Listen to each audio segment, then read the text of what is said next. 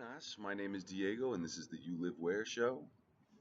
I've been an expat for 10 years now, and on that journey, I've spoken to a lot of people who would like to do something similar to what I'm doing or just interested in this lifestyle. So, the only way that I know how to provide you, the viewer at home, with any value is by having genuine conversations with these people about their experiences.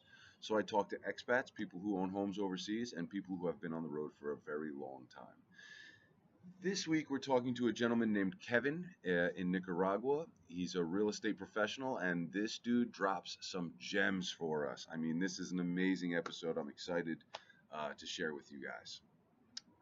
Enjoy. And Kevin, hey man, such a pleasure to have you on my show, man. This is great. Thank you so much for your time. I'm very excited to speak with you. Diego, you as well. I'm glad you reached out. It caught my eye by surprise whenever a guy reaches out on TikTok and says, hey, what are you up to? So, however I can be here and be of service, faith to the audience, my time is all yours. That's awesome, man. Thank you. All right, so let's get into it. Let's start at the beginning. When did you get the travel bug, man? When did you start getting out there and getting around? It wasn't a travel bug that got me. It was the love bug. Ah.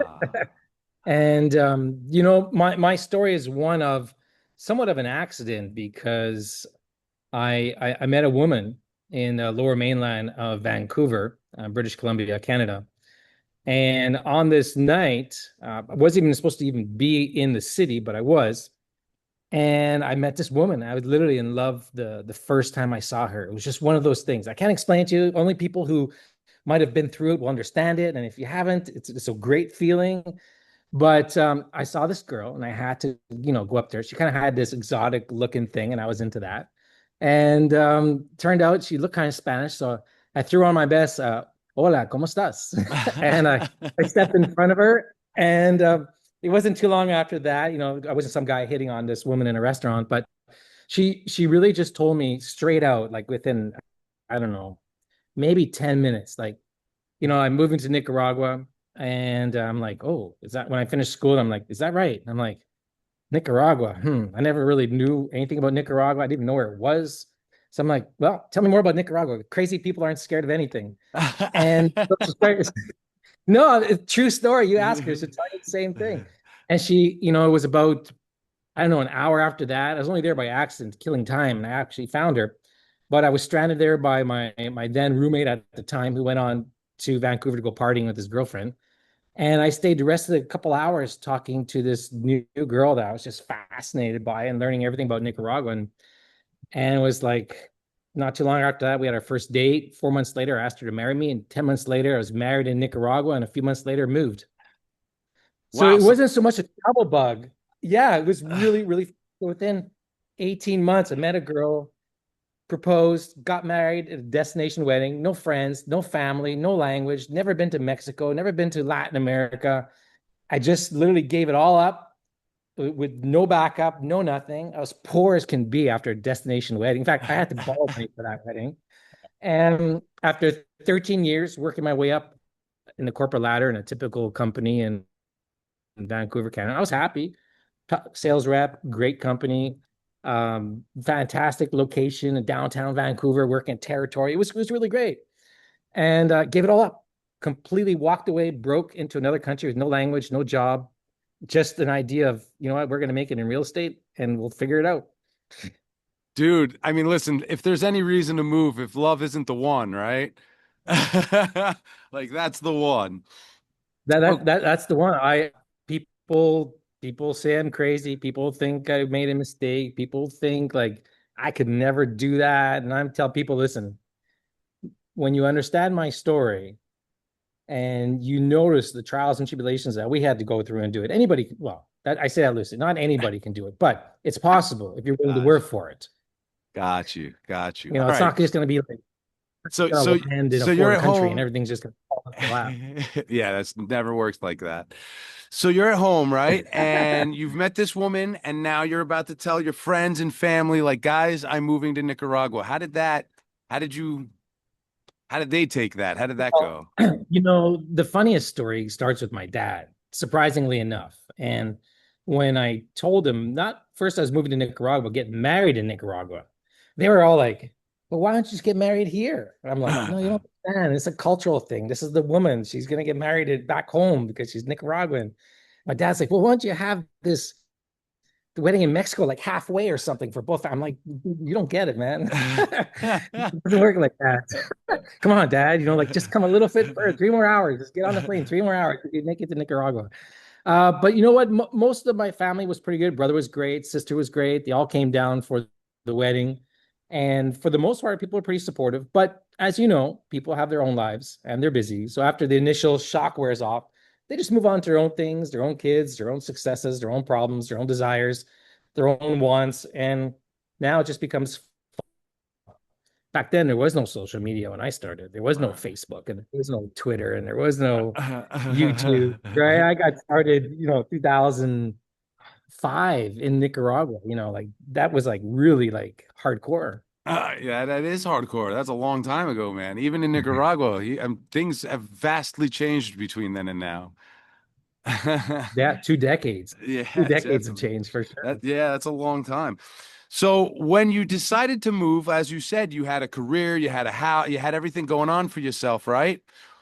What did that move look like?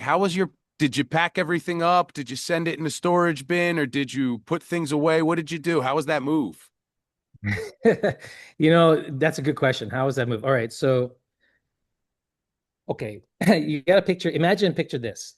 It's November 2004. Just got married, spent a month honeymoon in Nicaragua, and my wife and I come back early December to spend Christmas in Canada. Okay. Before we got married, my wife just got a job and got trained, but she took some time off to get married. But when we were in Nicaragua, our honeymoon was basically looking for real estate. No, honestly, we spent a week at the beach. We already pre-planned where we were going to go and check things out, and we caught the bug. We caught the bug, the real estate bug. We knew exactly what we were going to. So we got back in December, and I started talking with my wife, and I said, "Look, honey, we can't look for land in Vancouver, Canada, in Nicaragua. It's just not going to work like that." So I propose after Christmas, you go back to Nicaragua and start looking for land. I'll keep working and support the bills and let's get ourselves set up. We're going to move, but like you were talking about, how's that transition going to go? Right, right. So the story is my wife took off first week of January to Nicaragua, never came back. Okay. No, I mean, literally never came back.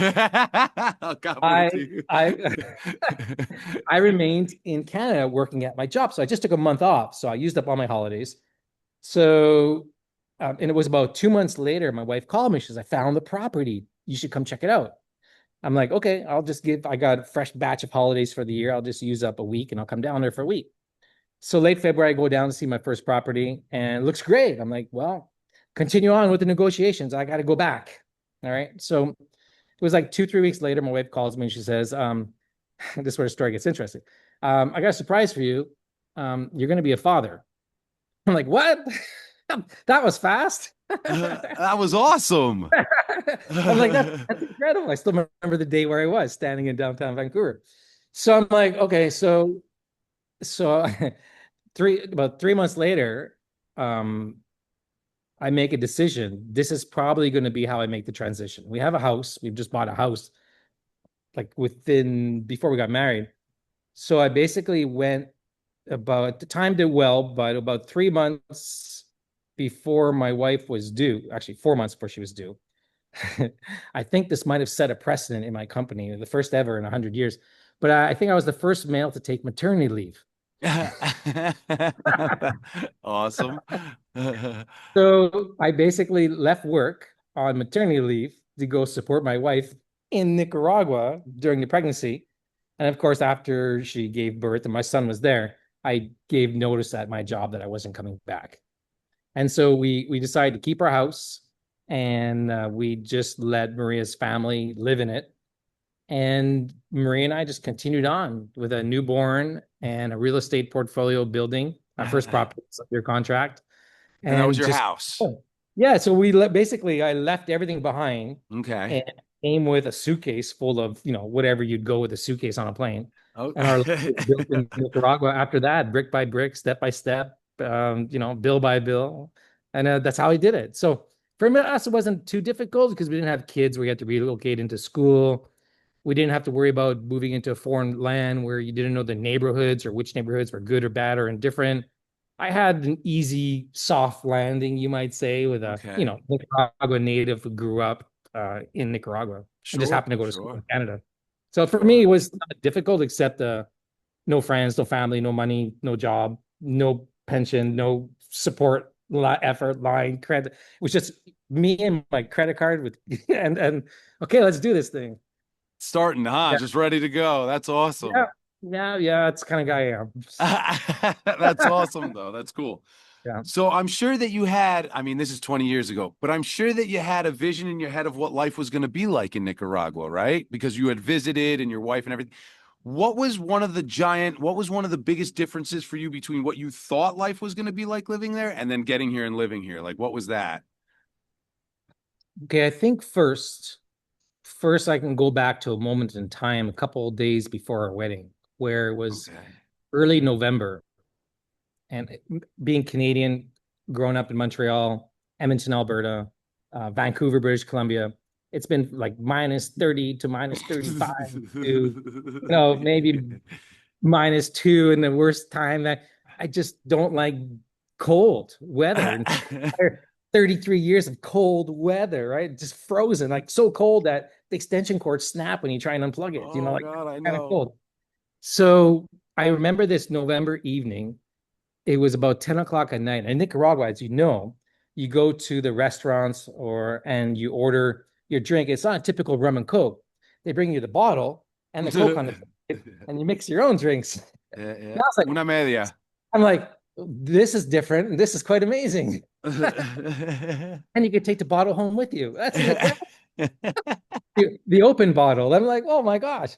That and right. So you know what I'm talking No, about because you've absolutely. Yeah. The way you order is a media, una litro or whatever, and they give you, that's depending on your sodas. And yeah. so that was a huge difference. But the biggest difference, I think, was just simply the weather because I wasn't acclimatized to it. And I was like, oh man, I'm sweating 10 o'clock at night in November. I've never experienced that before. And I'm Yeah. like, this is where I was meant to be. And since then, I can't imagine living in any temperature that's under 30 degrees Celsius or 85 Fahrenheit I hear any you. rest of my life. And Yeah. so Yeah. there's been times over the last 20 years I've had to go back to Canada, COVID, different things like that. And it's like, oh man, it's cold. It's cold. It's uh, cold and the snow is wet. I don't like it. the way that I explain it to people is the cold is cool if we're going to snowboard and we have a jacuzzi and it's all great and it's warm weather. You know when it sucks? 6:30 in the morning when you got to go to work and you're chipping the ice off of your window. You know what I mean? Like that's the worst. Yeah, I'm with you, man. Forget the cold. Yeah, that was the biggest difference. I mean, some people will say, and I know, um, language is sometimes a barrier. And Okay. my experience of 20 years to give your viewers or someone who's watching this to take something away, if there's one thing to remember this interview is what the people care about is not how well you speak. What they care about is that you at least try. And for the most part, and what have I experienced, nobody really cares what accent you have or how bad you speak it. It's just that you try.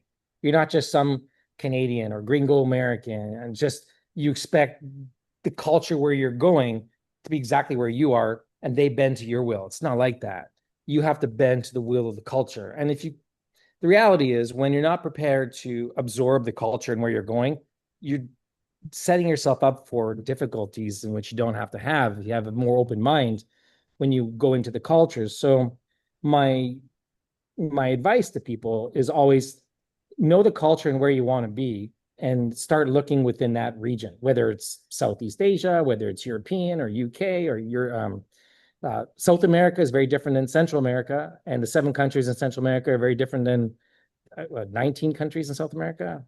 My mind is a little bit not that much, but it's very different places, very different safety, very different places, very different people and how they welcome the people that are coming. And where you are, as you know, you're in Playa San Diego. I'm in Granada right now. I work in Pochimil. People are like, oh, but not Nicaragua or Costa Rica or Panama, but that place is dangerous. Yeah, but what place? Are you talking about the city, the country? Like where? Because I'm sure wherever you are in your own hometown, there's places where you're not going to walk down at night with a case of beer and you got to worry about a needle getting stabbed in your arm or something like that, right? So there's danger everywhere. Sure, absolutely. I agree with you. And that's great. Great advice. How are you doing with the language? How long did it take you to catch the language? Are you speaking fluently? Sí, cuando yo comenzaba a hablar en español con mi esposa, yo no hablaba nada.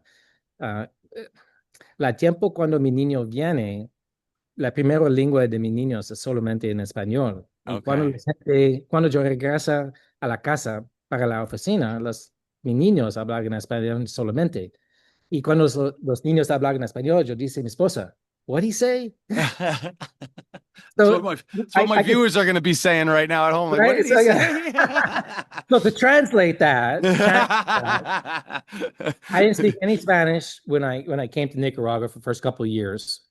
And for at least 2 years, I would come home from work after working in English all day. And my kids grew up with a nanny and grandmother and mom and everybody around speaking Spanish. So their first language was Spanish. So they come home and go, papi, papi, papi, blah, blah, blah, blah, and Mm. that's what it sounded like to me. And I was like, I listened, like, yeah, yeah, I was smiling at my kids. I'm like, then I turned to my, what did he say? I didn't even understand my kids for 2 years. My wife was the translator. So, but so Uh, little by little, but with any language, as you know, you have to use it and practice to get to know it. Maybe you'll never know it fully, but if you know it enough to not be worried about getting lost anywhere in the country or having to order food or find a bathroom, you're going to do okay. You'll be okay. able to communicate with people. All right, cool, cool. I know it's been a while and you've been here for quite some time, obviously. So let's go back a few years. How was it for you to get a social life? Was that, I know you have your wife and your wife's family, and of course that really does help. But you personally, were you able to make friends and create relationships earlier in your time here? How? My That's a good question. I would say I'm not the typical person who um, to answer that question, I'm probably the wrong person.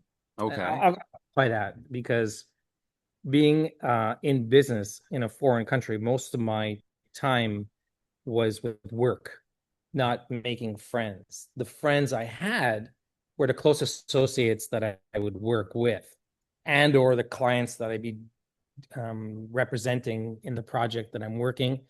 And I traveled 6 months of the year. So Whew. very often than not, yeah, it was a lot of work to promote Nicaragua around the world. I remember I have 4 kids, Yeah. and with the second batch of kids, I watched them and I say, "Hey, honey, look, Sebastian is doing this and this and this," and I go, "I don't remember Kevin doing that." And my wife would go, my wife would go, "Yes, he did. You just weren't here." Oof. Like you were Working. like Yeah. so. I was working. I probably put in 4,000 hours a year in the first 5 6 years. I might still almost closely do that, but um, it was just a lot of work. And um, culture wise, from a business standpoint of view, this is maybe difficult to say, but you got to be careful who you let close to you and who you can trust.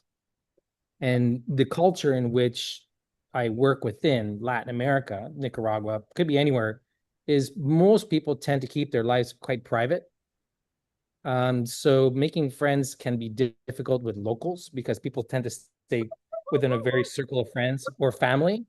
So my social life was probably more Maria's family than it was, hey, I made all these friends in these communities. No, it wasn't like it Okay. wasn't like that. It was just straight business for me. But I would say for people moving into the countries in which they're deciding it's going to be best for them, there's expat communities everywhere. Okay. There's art galleries, there's gatherings, there's get-togethers, there's community activities, libraries. I mean, there's plenty of things to do to meet other people. Classes you can take, whether it be cooking. And I wouldn't. I mean, it's good to try and integrate with the locals. Uh, from a friendlier standpoint of view. And it depends where you are. As you know, there's different expat communities, some larger than others, some smaller.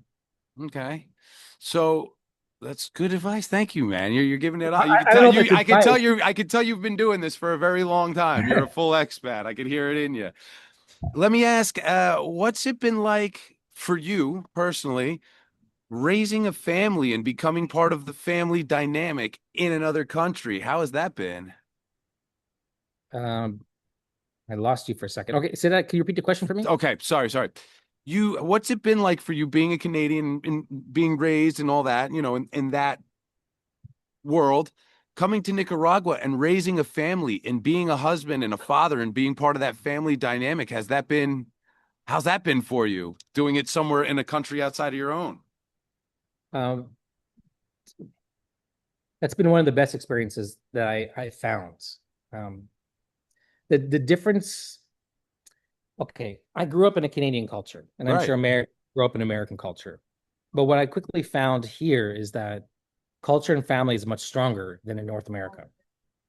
And what you there's here when someone meets someone, it's always like, what's their name? What's their middle name? What's their last name? What's their Okay. second last name? Because it's a small community. Everybody knows Everybody. everybody. So when you understand that principle and that concept that everybody knows everybody and the world is smaller, you realize that your name, your credibility, what you stand for, what you say means something. It's something that's imparted upon and stamped into you to teach your children and pass on in the culture. Here in North America, you have an address where you find. In Nicaragua, it's your name on your door, Yeah. right? And so name means something. It's something you want to protect, unless you just don't care. But in a small country where everything matters, then your name means something. So unless you're here just to hit and run or make a buck and leave or flip and divide, whatever it is, maybe you don't care. Maybe you don't have any ties to the country. But when you have ties to the country and you're going to be here for, your legacy and your children's children, then you're creating something that's going to last much longer. So because I'm in the real estate business, I don't have a boss. I am the boss. I'm the owner of the company. And what I develop now or what I create now is based on a name that's going to last a long time. A name that my children can carry forward and be proud to be in the country. I joke with my kids sometimes. I'm like, Kevin, Anthony, you're Nicaraguan. You could be president one day. You were born here. That's that's a good goal though. That's the way to shoot, right? Like, I don't know if they want to, but they could. yeah, they could. That's true. They So, absolutely could try. so let's talk about the business because we've been going around it a lot. It's Sure. obviously it has controlled a lot. So you're into real estate. This is your full-time gig here in Nicaragua now? Real estate has been my full-time passion in the country for the last 20 years. So tell me about it, man. Tell me how it started. Because how do you To the just day move I to, died. There'll be no yeah, retirement. yeah, I'm just saying, dude, you moved to another country and real estate's a very personal business. Do you know what I'm saying? Like it's very few times in life that somebody's going to make 100 or a $200,000 decision. Do you know what I mean? And especially for either expats or the locals, anything. So for you to be able to find that common ground with people and discuss with them, I'm sure there's something to it, man. So tell me, how did you start that? How did you move to another country and be like, I'm going to help you make your dreams come true? How did it go down? It's a good question. Oh my gosh, I don't even know where to start with that. Let's start at the beginning. Let's start at the beginning. The beginning is after I got married, I was broke. Like there was nothing left. There was no money left. It's always I how was a good I story was about I was starts. about $15,000 in debt. So I'm borrowing money to have a destination wedding that probably cost me 40,000. So my principal goal was, hey, look, the real estate industry is booming. It's 2004 in which I'm seeing the opportunity. 2005 when I'm in country, I'm like, let's go find some properties that we can renovate, flip, and people will buy. That was the only thing on my mind. I didn't come from a real estate background, construction background. I understood the principal process of it, but not from a real estate developer standpoint of view. So it never even crossed my mind.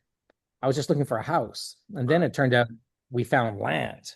So I went from looking and maybe borrowing 50,000 to buy something and fix it up and maybe bring on some investors to committing to $1.2 million in contracts to buy 17 acres and a kilometer and a half of property over a period of 6 months. So I'm like, That went fast. that was my wife negotiated. I'm like, okay, honey, well, let's go find some people. So my first experience was I had to round up a few business associates to make our first purchase, which was about $200,000. Okay. And that was our start. And so we We bought 17 acres of land under contract, created a master plan, recruited International Living based upon the due diligence that we did and the title insurance that we got on the land, and started selling the dream. Okay, with a plan to create a small, basic community on the beach, and that's how we got started. And then there's more stories after that, but I'll let you, 20 years. I'll stop and I'll let you it out because that's just the beginning. That was the beginning, and then that took us 7 months, and in that 7 months, we had some challenges that came after that. I ran into this is where you run into bad business associates when you don't do your due diligence. This is where you run into defective titles where your legal experts make a mistake, and then what do you do after that? So it's And 20 years, 20 years of experience you have, man. You've been doing this for a long time. Let's see, 20 years. What have we gone through? If I go on, let's see. We bought land with no experience and no money. We raised money from investors in the United States, Canada, UK, and Europe that we didn't know. We traveled to and presented Nicaragua to over 100 presentations around the world. It's probably spoken to over 1,000 people individually. We have 66 clients that have closed on properties, over 100 titles transferred, been through defective titles, been through financial crash of 2008. Oh yeah, what do we also come across? We had to scrap and walk away from $2 million in development plans and start over. We found a property and raised another $4.5 million. So went from 17 acres to 923 acres. Let's see whatever else happened. Started construction, had to stop. Signed big brands, lost them in crazy smear campaigns. Went through the demonstrations of 2018. I got into a really serious accident in 2019, almost died. COVID in 2020. And here we are in 2025. Still making it happen. And feeling good about everything. So it's different. Like some people would give up, but this is like, it's what I do. So when you start something, if you think it's only going to be good times, you're like in some sort of disillusioning yourself, right? There's going to be good times and bad times and different. And sometimes things are going to go away. A lot of times they're not going to go your way. And I've learned a lot about human nature, the greediness of people, the enviousness of people, the jealousy of people, and the flip side, people who are generally there for you. So, your friends are the ones that are there for you in the bad times, not the good times, right? Right. So, at the end of the day, it's always like, by the time there's proof, it's too late. That's an old real estate saying, right? So yeah, you get in early and you can reap the benefits, but you also go through the surprises that may come about. I'm all about due diligence, so I'm kind of a geek that way. So I've become an expert in the country. And so pretty well can cover everything after 20 years of real estate development. And only coming out of the ground for the second time around to try it again. But we never give up. We could try now and something could happen. Hey, we got to wait 4 more years. Okay, we'll just try again in 4 years. That's the way it is. What am I going to do in the meantime to make money or something like that? Well, I guess I'll have to sell some crypto or something. I'll have to let one of my Bitcoins go or something.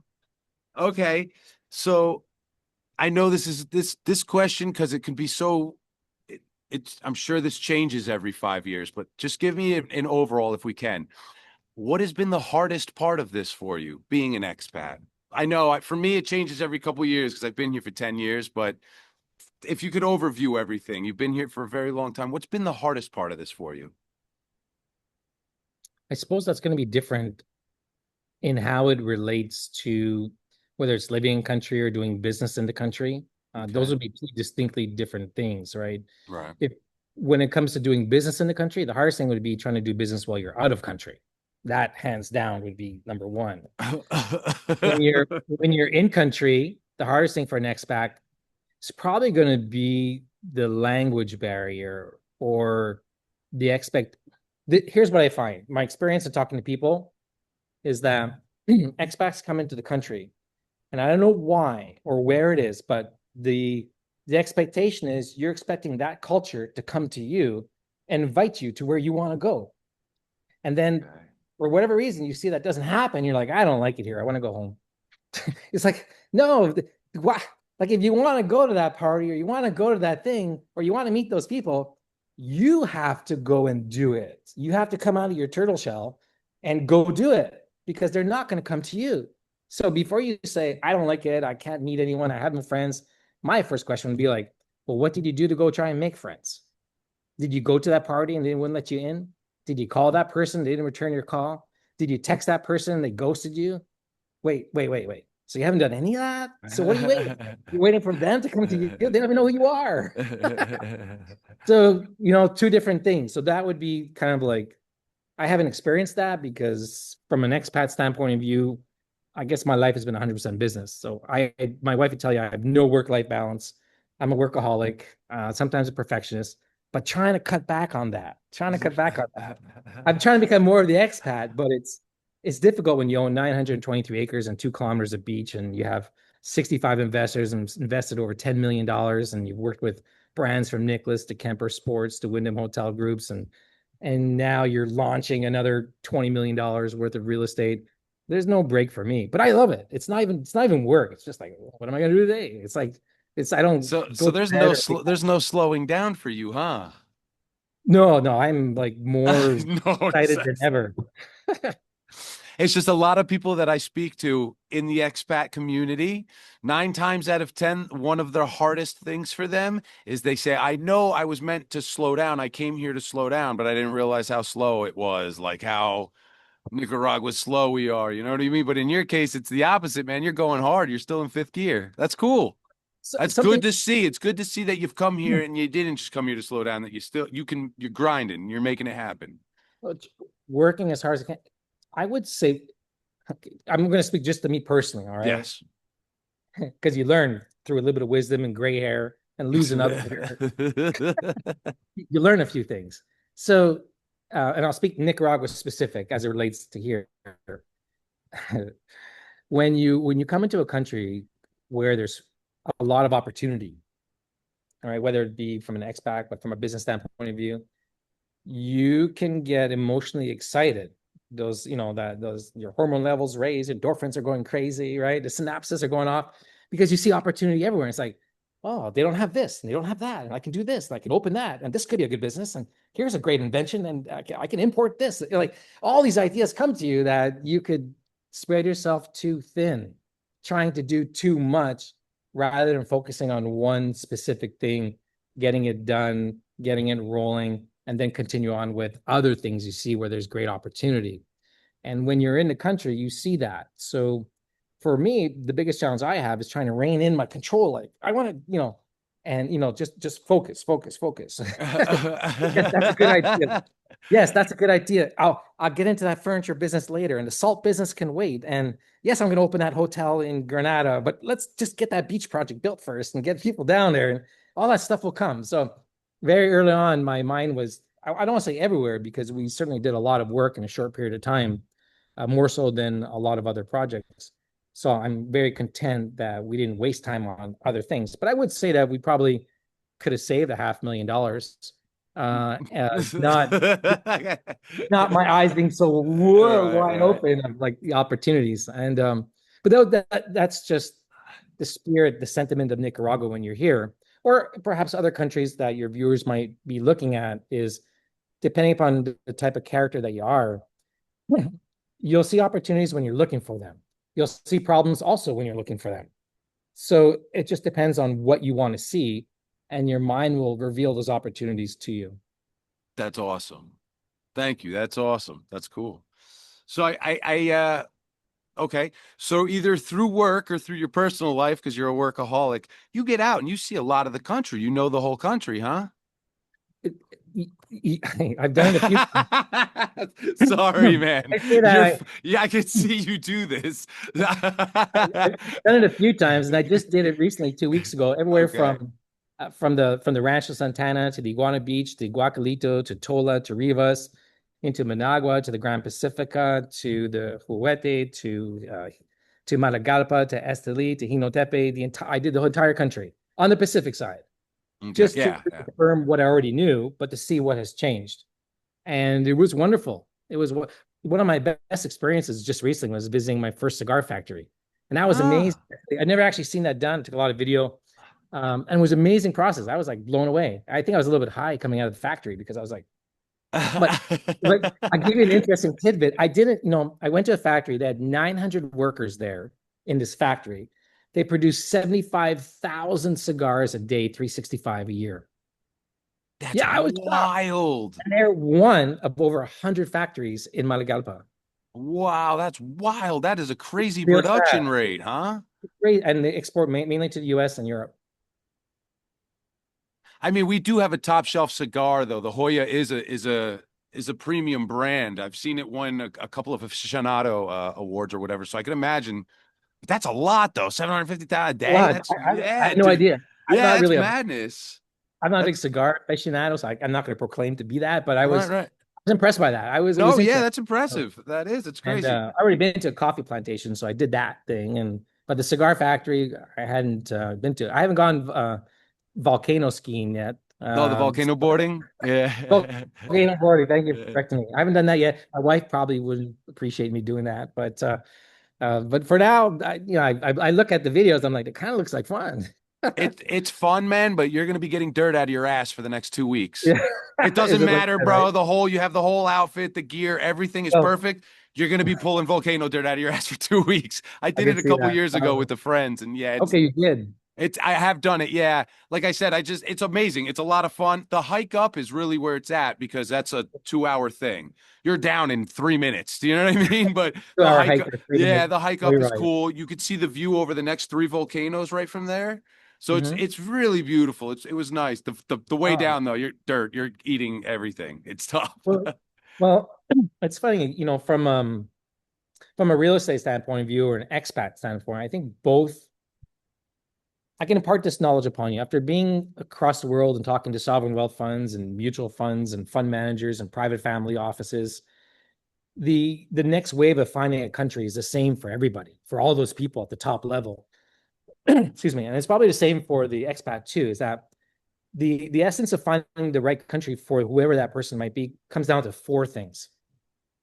One is the safety of the country, right? How do you feel within the country? Two is the location, how easy to access to get there, flights in and out. Three is the tourism opportunities. What is there to do? And Yeah. four is what type of foreign investment is going into the country. Those are the four critical things that people look at. So Nicaragua has always been one of the safest countries all across the Americas, despite the misnomer that it's not. The location, it couldn't be any easier to get here, Right. from Miami or from LA or from Houston. It's simple to get here. No shortage of stuff to do. I mean, you could spend a month here and every day be out and still not cover everything.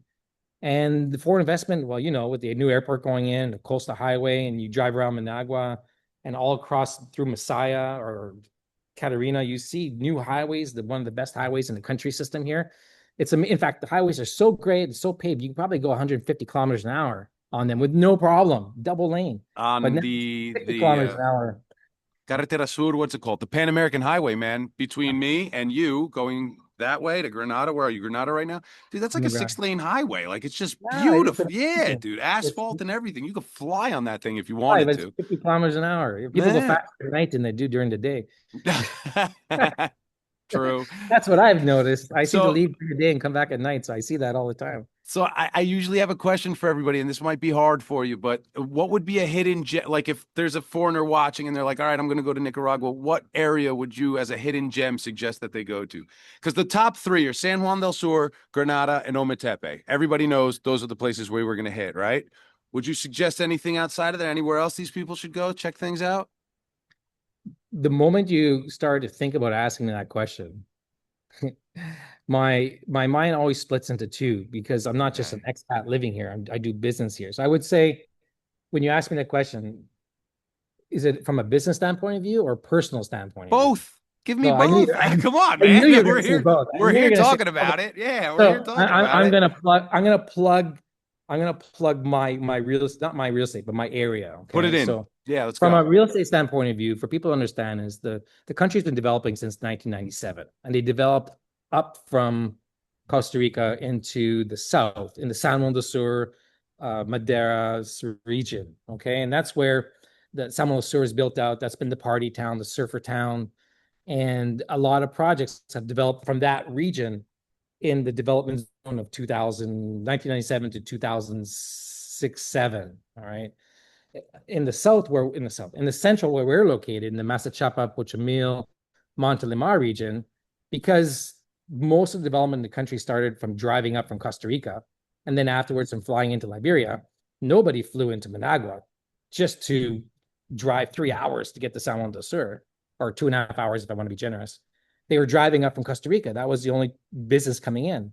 And then, of course, business started coming in directly from Managua, and people would drive down to San Juan del Sur because there was nothing in the central. There was no development.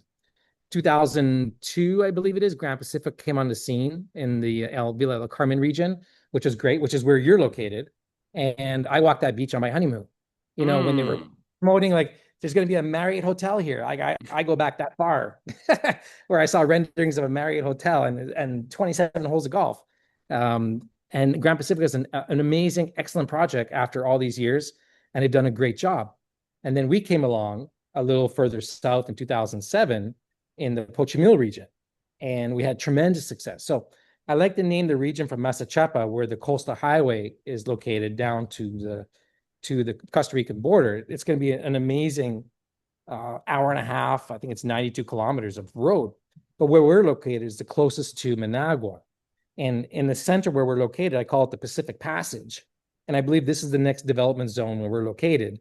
And we're directly in the center of this Pacific Passage, where it's 8 kilometers up the beach to Masachapa and 10 kilometers to Boquete. And you have this great stretch of 20 kilometers of beach where there's no rocks, there's no coral, there's no algae, and you can walk the entire beach line and there's nothing stopping you. It's an amazing, there's no other beach in the country that's the longest, the nicest, the widest, lowest tide beach you're going to find, and the safest to swim in without riptides. It's not where you go to surf. Okay, so if the south is surf, the central is swim, and the north is, I don't know what the north is yet. It's still kind of developing. It's still developing up there. There's a marina up there, Marina Puesta del Sol, but there's not much going on in the north yet. Yeah, which I mean, I think they're talking about the coastal highway going up to Corinto. So that's what I've heard. Yeah, the north will develop over time. And I visited beaches up there. Our first project is up near the Salinas Grandes area and Puerto Sandino, which is where you have some good fishing. But outside of that, and north of that, I think you have Ponoloyo, but it's a small area. But there's not going to be large-scale developments coming into the country of Nicaragua. Probably, I foresee at least 20 years from a development standpoint of view, because most of the large tracts of property in the country were purchased very early on, and then the developers just chopped up the beach, sold it off, and then, okay, what are we going to do with the rest of the land we got back here? Right? So there's not much could change in many of the projects because a lot of the stuff is already sold. Nothing was really master planned from the beginning. I've been around so long where there's projects where the owners just hired a tractor and said, I think a lot will get up that road. Let's just drive the tractor there. Let's just make a road and we'll put a lot at the top. What about the soil surveys and the clay, and when the rain comes, and how are you going to get up there when you slide back down? And how do you know what that? Just put it up there. I remember surveyors on our property doing surveys and checking things out for the unitary permits, and they would tell me horror stories, like because they all small communities, everybody talks. Yeah. So they would tell me, like, I would not buy there. That's something waiting to slide down a mountain. So I'm always cautious with mountains and what areas of the country and what are the waters and the problems with water. Like, I see things from a different light. Sure, now, so from a real estate standpoint of view, to answer your question, definitely where the central region is located, in the Masachapa, Pochimil, Montelimar area, where the coastal highway starts or ends, depending upon where you're coming, that for sure, and the closest point to Managua from the airport. I mean, just logic tells you that's going to be the next up and coming zone to watch out. And that's where we are. That's where I live. Yeah, no, I know. That's kind of where we do business, right? That's where we from a project side. I'm not here to plug my real estate, but that zone, from a business standpoint of view, if you're looking to get in early, great spot. From a personal standpoint of view, the gems, I myself have never been a fan of San Juan del Sur. Too transient for me. Okay. Because it's people are coming and going all the time. So the number one complaint I get from expats who come down here is they live there, but then they move out of there. Yeah. Because it's just too much coming and going. Nice place, nothing wrong, but just too much coming and going. It's hard. There's no real established base there. I see most of the expats in Granada. Ometepe, to be direct, I've only been there once when I flew in on a helicopter for like an hour as I was doing site tours around the country.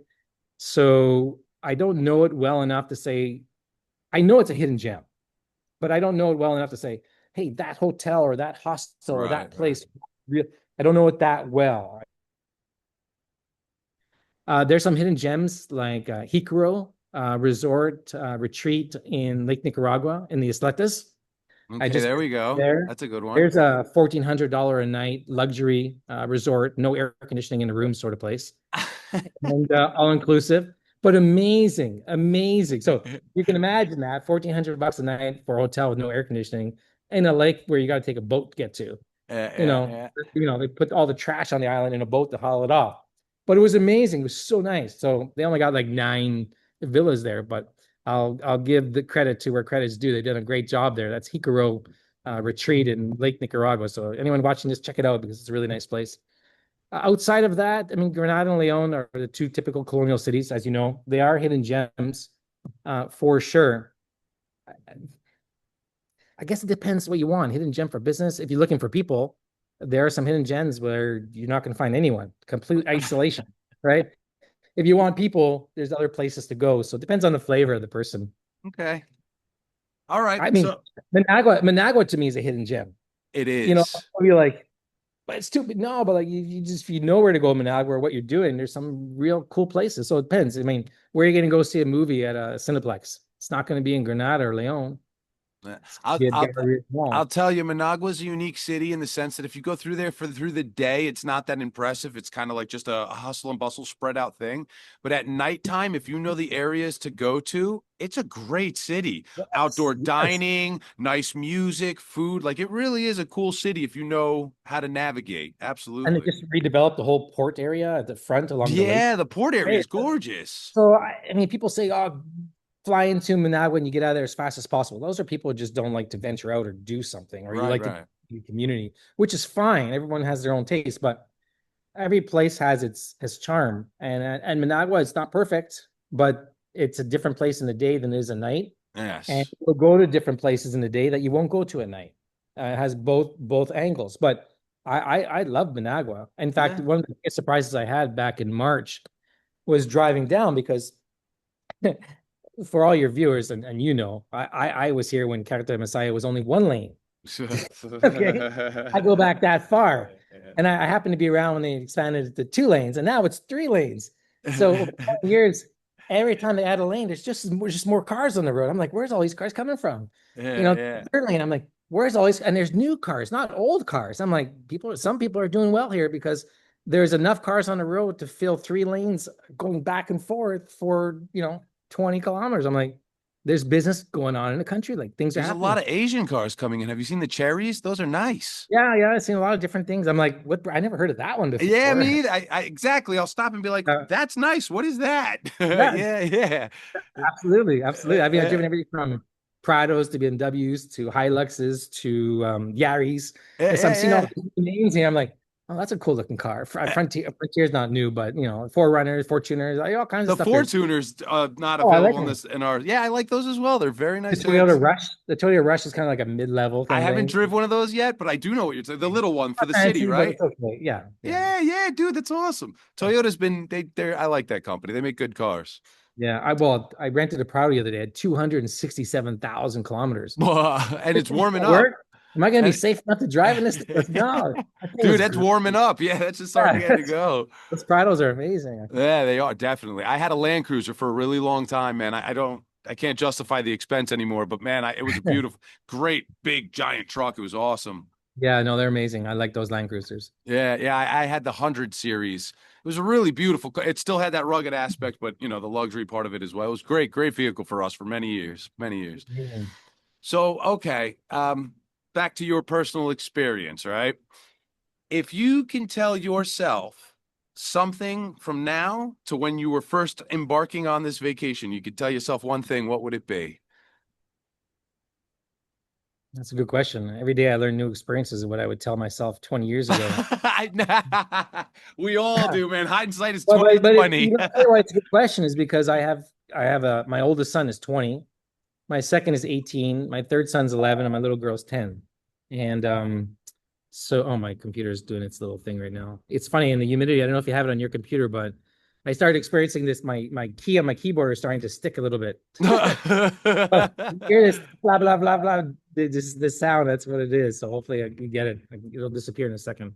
I may have to change rooms and go where there's no humidity. If I this really sucks. I'm thinking. Let me see. If this doesn't stop, you might have to cut this part out of the recording. That's all, well, yeah, it's all edited Yeah, anyway. We're okay. let me see because maybe I'll just go into another room because you can hear that, right? I don't hear anything. You don't hear anything? No, I hear you. Oh, I hear you you hear clearly. okay, so maybe it's just on my side. I hear like when a key is stuck and you keep pressing it and it Ding ding ding ding ding ding ding ding ding. yeah. Okay. No, I I think don't hear it. I think I fixed it. It stopped on my end. Okay, cool. All Okay, right. So okay, yeah. all right, so ask me the question again and I'll come back to it. Okay, okay. What is one thing that if you were able to go back and tell yourself 20 years ago when you were first embarking on this adventure, what would that one thing be? What would you teach yourself with all this knowledge that you have now and you've picked up all this time? What would you tell yourself? Okay, that's a great question because as I just mentioned, I have four children, 20, 18, 11, and 10. So I don't have to tell myself, it's what I'm telling my kids today. Ah, All right. And from the experience that I have, I'll come at it from two different perspectives. Okay. From a business perspective and from a personal perspective. From a business perspective, I would say this. It really is true that there are two types of people in this world. The ones that work hard to build things, and other people work hard to tear other people's things down. Okay, so you've heard the saying, maybe there's two ways to build the tallest building in town. One way is you work hard, you plan it, you design it, you're permanent, you build it, and great, it looks amazing. And the other way is you tear down that person's stuff. What's left is whatever you built. Okay, so there's a lot of, from a business standpoint of view, it doesn't matter what you create. Anything you try to create that's going to be good, nice, perfect, people are going to want to try and take it, steal it, knock it down, talk bad about it, because there's just those type of people out there. And to think otherwise is naive. And when I started, I was naive. We did everything the right way, bright eyes. This is what we want to do.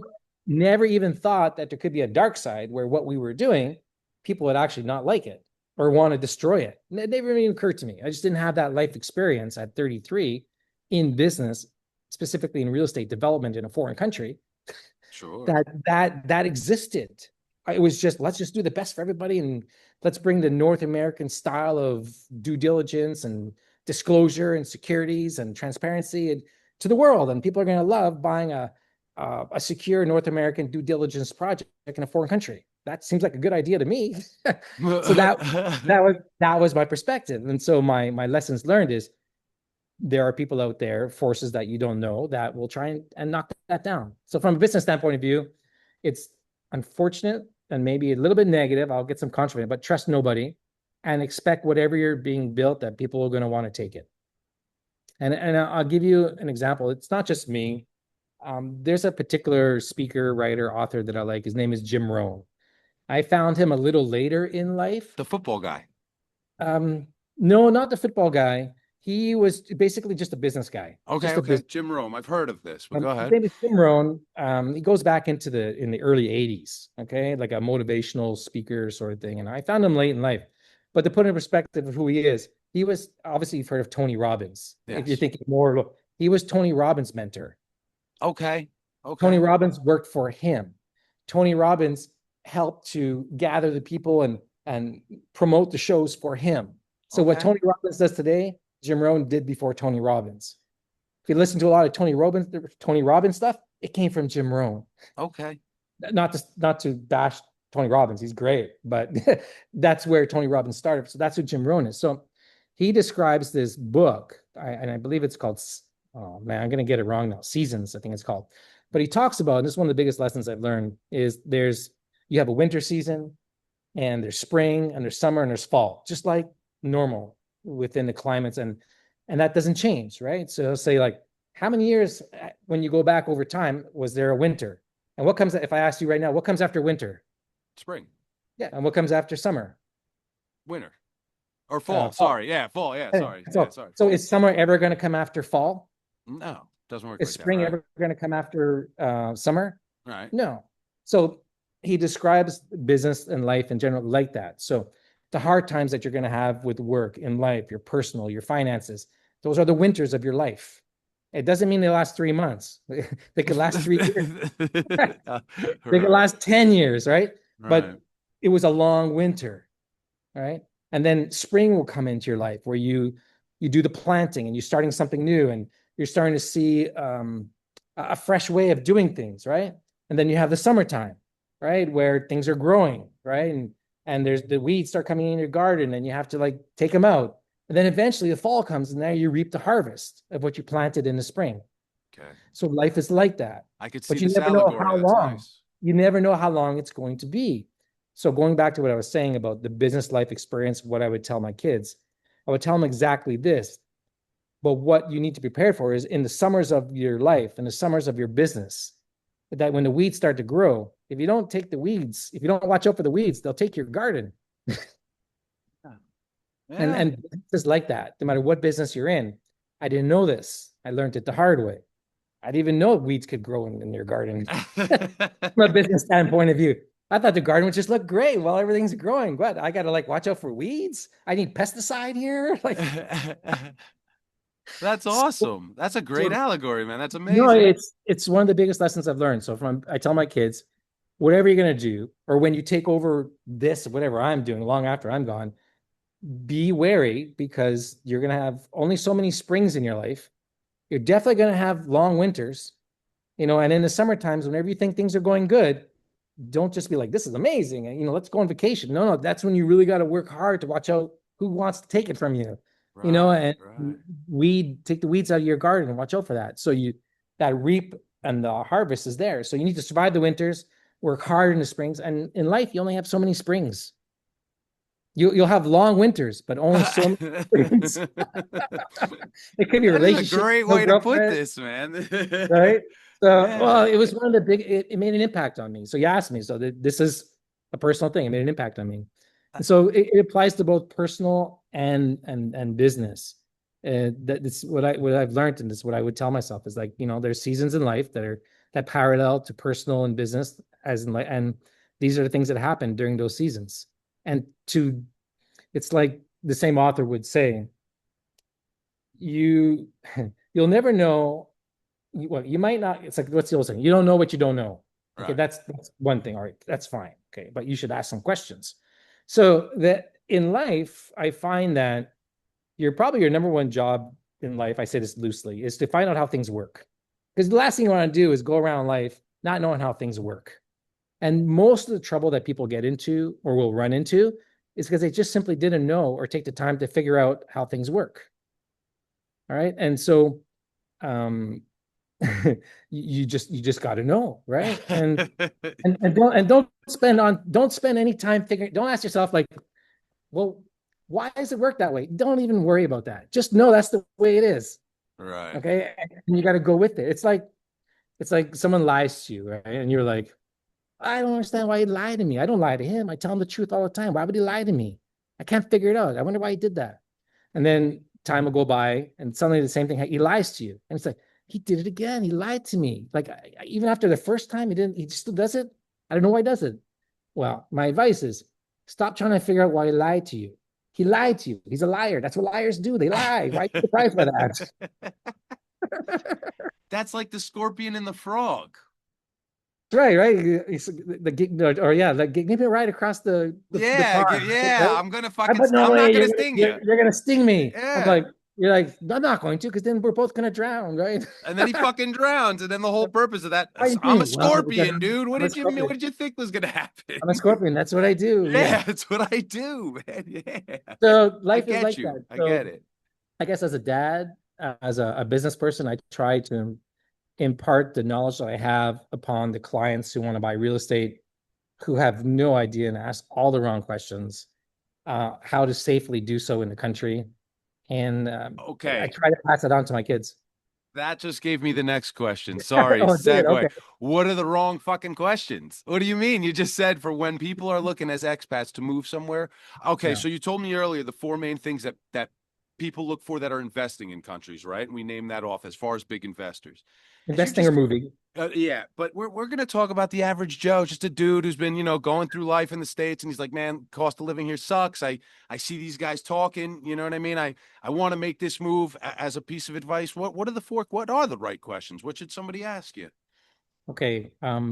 Boy, I think we would need a second and third call for hours, but I would say I w- That in means my I'm doing good. in my experience, this is coming from transferring 100 titles, dealing with 66 people who bought, which means I also dealt with probably 66 people who didn't buy, right? Right. Because not everybody buys. Well, I'm good, but I'm not that good. But uh, when people come into buying real estate in a foreign country, it's no surprise that it's very emotional.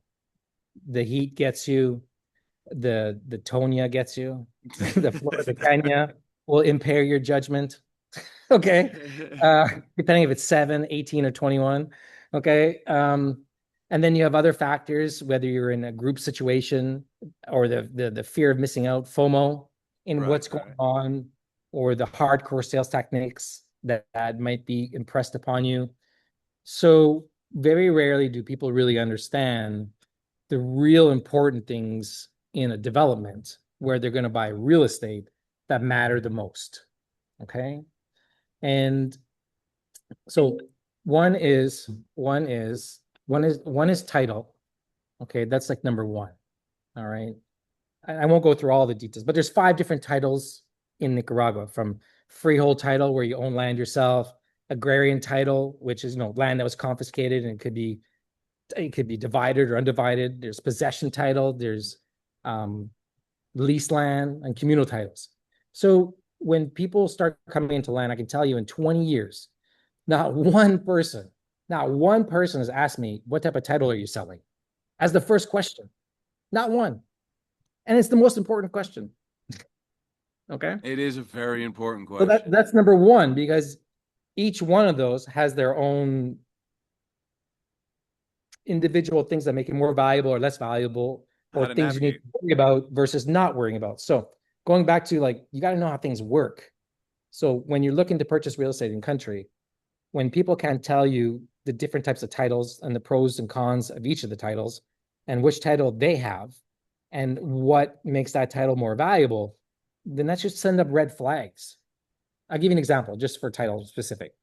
In our particular project, we have a freehold title, and the title could be traced back. I'm not saying this has to be for everybody, but you should at least be able to trace it back 30 years.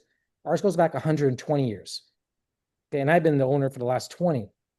And it's property that has title insurance from US carriers like First American Title and Stewart Title Guarantee. So I've spent $100,000 to get $8 million of title insurance, and a landsman checked 3 ways, all over the place. So that's a good title, right? We're the only title in the country where you're going to find title insurance from 2 different carriers on it. It simply doesn't exist in the country. So that's number one. If you're not buying a freehold title and it's something else, well, they can reach out to you or me or in your description. I'll give you some more information There you on that. go. But number two question to ask would be, tell me about your water. Oh, well, what do you mean? Well, do you have any on your land? Like, where does the water come when I want to turn on the sink or flush the toilet? Do I got to collect this water when it rains 6 months of the year? And I need to know whether I'm going to build a 5, 10, or 15,000 gallon cistern to collect the water in the dry season because you as a project doesn't have it. And if I got to buy it, where do I get it from? How much does that cost to truck in and deliver? And on what days do they deliver and don't deliver? And this is sounding complicated. Or do you own your own, or it's actually a well that's on someone else's property 5 kilometers down the road, where he lets you run a pipe from his well to your project to fill up your tank. Well, is there a contract? What happens if the guy dies? Are you in the will that says this thing has to continue on? What if he cuts the water? What's the backup? Right? Okay, so there is no water, or it's someone else's water, or you have a well. Okay, so you have a well, but how many gallons of water per minute does it have? Okay, wait a second. So you only got 25 gallons of water per minute, but you propose to have 300 houses, and all the permits say you need to have 100 gallons of water per house. So you need 30,000 gallons a day and you only deliver 20. And you want to build a golf course that needs 100,000 gallons of water a day to keep green. Do you only plan on watering the greens, or are you doing the fairways and the rough too? What am I buying here? All right. Like, water is very impactful. That's right? a great fucking, yeah, you're right. That's spot on, man. Right? And 20 it's something years. so that you would take in the first, in US at least, or Canada, that'd be the last of your fucking questions. You just know, Yeah, the water. 20 years. Water's coming from here. Right. 20 years now, one person's asking that question. We're fortunate. We got 4 wells. We own the wells. We own the land. We have all the permits. We can deliver 850 gallons of water per minute. We have enough water for 4 golf courses. Although I'm not interested in purchasing 4 golf courses. So if you're buying land in a golf course community, and depending upon, hey, you think I'm going to be on the fairway and it's going to be green, or depending on how much rough, it could be dry and brown is what you're looking at, not the beautiful green that you might be used to seeing or thinking. Are the sprinklers in the fairway, or are they also in the rough? All right. And so there's different questions you might want to ask depending upon what you're purchasing. That's fucking brilliant. Right? That's fucking brilliant. Yeah. Not many people know to ask. No one asked that, but it's really important. So that's number 2. All and right. The third one, I'll end it with 3 because I can go on forever. But the right, third one, 3. We'll do top 3. So title, water, and perhaps just as important is, does it fall within a horizontal property regime? Now, what does that mean? Many developments have an HOA, right? Homeowners Association or Property Owners Association, depending upon where you're from. And these are the rules, regulations, covenants, and restrictions of a development. And when you buy a property, they're going to say, hey, you got to pay $100 or $150 a month, and it's for the common areas, and it includes your water, and we're going to maintain the land, and it's going to look good, and we're going to have security. It's definitely a fee you want to pay, okay? Now, the challenge is most property developments in Nicaragua don't have this, okay? And so what they have when you buy something is some guy will send you a PDF or Word document. Here's our rules and regulations. And you'll be like, okay, I'll send him my $100, right? And then suddenly what happens is you buy this beautiful beach lot or wherever you are, and beside it, the guy decides, I think I'm going to start raising chickens here. Or, this development needs a place to put their garbage temporarily, so I'll just lease out this land, and it could be the garbage dump for the development, and I don't live there, so what do I care? But come put all your garbage there. But how happy are you going to be being the owner of that property?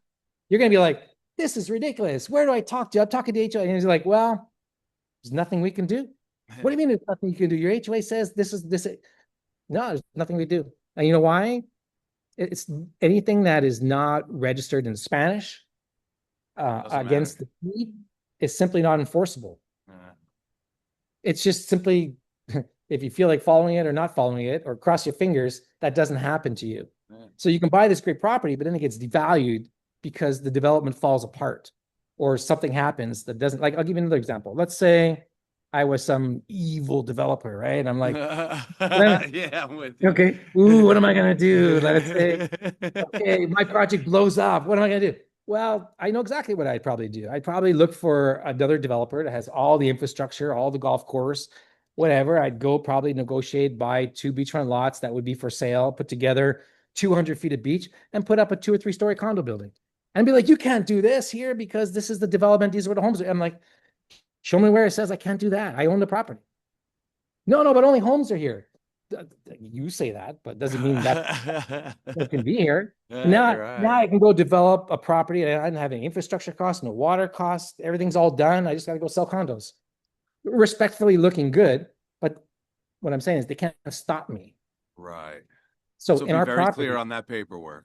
Yeah. So when you buy, the question you should ask people is not, do you have a homeowners association? Not that you have a property owners association. The right terminal language do you have a horizontal property regime registered on the property? And it's the same language, but in Spanish, it's a horizontal property regime. It's the rules, regulations, covenants, restrictions that are on the property. So when it transfers title, not once, but twice, but forever and ever to the end of time, it always comes with these rules and regulations, restrictions that are enforceable. So in our particular case, I took 2.5 years to get there 379 individual titles on our property in individual zones of future development, golf, hospitality, condominiums, homes in different communities and regions of the project. And they all created what, imagine 379 deeds all put together into one deed with all the rules and regulations and restrictions. It took 2.5 years, over 600 pages of Spanish legal 11 by 14, whatever the size is. Yeah, they're long. Before I transferred one title. Because once you transfer a title, it can't be put on afterwards. So if you transfer land without it there, that person always has to, like, an exception. Grandfather. Right. So we didn't do it. So even though I owned the property in January 2007, it wasn't until 2009 September that we started transferring properties. That's We had incredible, sold like 200 properties, but to early investors who knew that's what we were doing because of the value that it brings to the development. And I'll tell you one more thing why that's important. And it could potentially be why there's very few, limited number of hotels on the beach in Nicaragua to attract people. And I ran across this with Kemper Sports Management and also Wyndham Hotel Resorts when we signed on with them, is that I'm not going to be managing the hotel. You're going to hire a management company, a professional management company to do that. Sure. Or the hotel brand international have their own management company that they'll bring in to do it.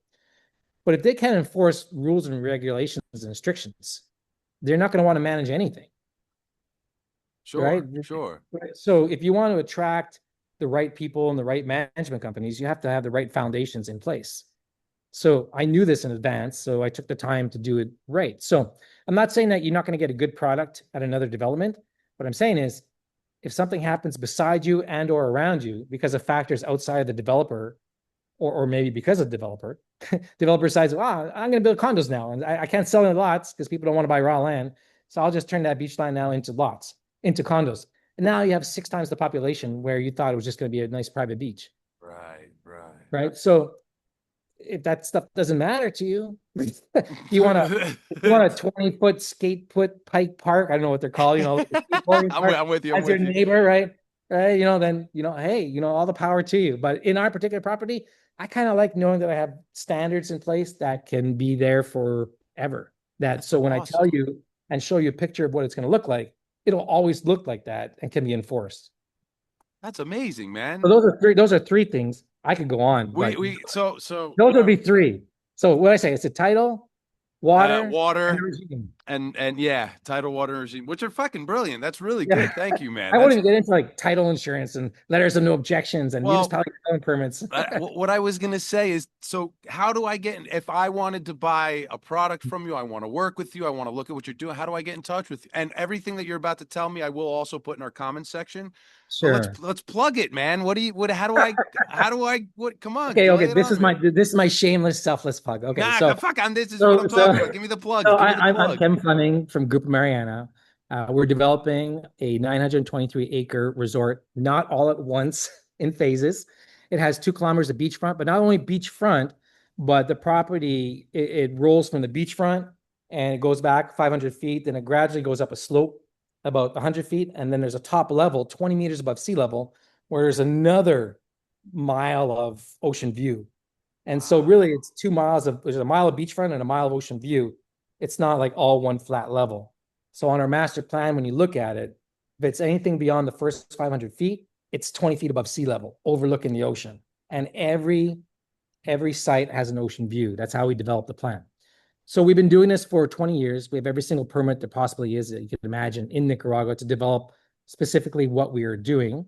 Right now, the Coastal Highway is under construction and is scheduled to be finished in April or May coming of next year. Anyone who wants to see our videos on YouTube can go to Playa Mariana. That's simply our channel name. There, I am posting every week the results of the progress that are taking place on site, so people can see and get a feel for what they're buying, so they can either know, like, or trust whatever they see. From a real estate standpoint of view, we're only focused on selling the very few beachfront home sites we have left. We have 46 lots, 29 of them are sold, 15 are on reserve.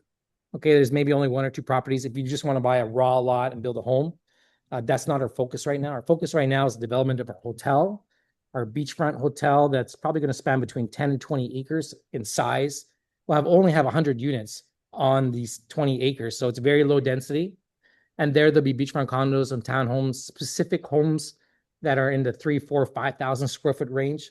So we tend to fall in the I would say the mid tier of the higher end of real estate development in the country. So if I were to put into perspective for the viewers that don't know, there's only really four types of brands you're going to buy.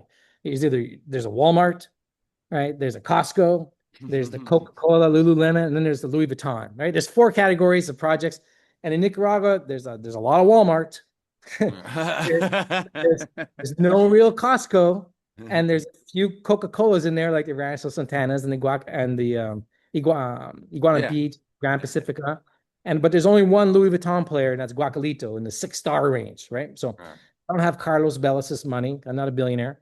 But so we're not trying to compete with him, but we're in that category of quality pricing Okay. to give your viewers a sense of where we are. Okay. So when you're looking for beachfront condominiums directly on the beach, anywhere ranging from 505 square feet to 4,000 square feet, townhouses that start at 2,000 square feet up to 3,500, homes that start at 3,000 to 5,000 square feet, price ranges in between $150,000 for a condominium and upwards. That's where we play in the range of property offerings. Right now, all your viewers can go to where we're collecting information on our wait list, which is it's just our website, www.playamariana.com, Playa Mariana, PLA, YA, Mariana, MARIANA.com. There you can register to get on our wait list. We send out emails regularly. In the new year, specifically, I'm waiting. I'm waiting. Why? Right now, we are ready to install the water in the development, and we are ready to put in the power in the development. But I would like the roads to be a little further finished. And so we anticipate releasing our real estate for sale through a webinar. It's how we've always done it in the past. We always sell out in 1 day, in 2 hours, whatever we release. That'll be sometime in mid-February. And that will give people enough time for an end of where those people who come and register with refundable deposits and escrow can come down to Nicaragua, see the site for themselves, participate in this groundbreaking event, and witness history in the making in what it is that we're doing. And so, yeah, I'm pumped up. I'm fired up. So, Dude, it sounds very exciting, man. That's awesome. yeah, I I'm think when it comes to real estate in the country, we are the one project with the most beachfront real estate available for sale, and likely so, that hasn't already been sold for the next 10 years. That's We amazing. only sell beachfront. That's amazing, man. Okay. Yeah. Uh, Kevin, man, wow, dude, you really you dropped some bombs on us today. You gave us a lot of knowledge, man. We went a lot of different places. I appreciate your time. I know how special that is, dude. You're a busy guy, so I really want to say I appreciate you. Thank you so much for talking to me, for letting my viewers hear what you got to say, man. And I wish you nothing but the best, dude. Thank you. Thanks, Diego. It's been a pleasure. Anytime I can get on a call like this and try and impart some knowledge and some wisdom and pass along some lessons that I've learned, and I certainly don't know them all, but they're lessons from the School of Hard Knocks, that's for sure. And we only scratched the surface of stuff from which I can talk about in stories. And maybe there'll be a part two for this interview another time. I'll be like, I got to hear more. This is too good. I got to hear more. Maybe for all you viewers watching right now, if you want more, comment in Diego's description there. Let's get that algorithm working, and let's get this the video out. More people on YouTube looking to buy international real estate who are focused on due diligence and buying property the right way and safely in whatever it is you're going to buy or get involved in the country, because you got to live somewhere. You got to live somewhere. So yeah, man, I'll have in the comments section how people could reach you, dude. And thank you, man. This is amazing. Thank you. Yeah, you're welcome, Diego. You have yourself a great day anytime. Kevin, wow, man. Thank you so much. I appreciate you. That was an amazing interview, man. That was a really good one. Thank you for sharing all your knowledge with us. And I wish you nothing but the best, man. Positive vibes sent your way. To my viewer at home, if there are any questions that you want me to ask to any of my future guests, just put it in the comments section and I'll get to it. And also, if there's a country out there that somebody's curious about and they want to maybe know something about by talking to an expert, let me know. I'll try to find somebody there. So I hope to see you in 2 weeks.